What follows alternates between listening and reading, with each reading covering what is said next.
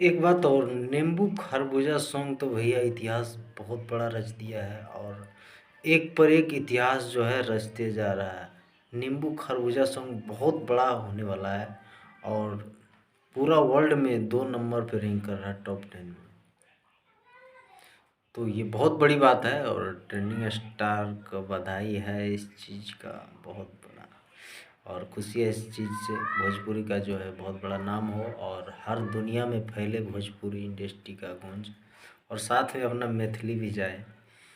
और वैसे अररिया डिस्ट्रिक्ट जो है मिथिलांचल में ही आता है, तो अच्छा लगता है भोजपुरी और मैथिली का जो है बात करने में, और बोलने में भी अच्छा लगता है।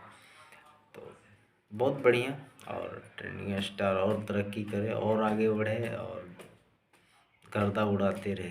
धन्यवाद आप सबको वीडियो देखने के लिए।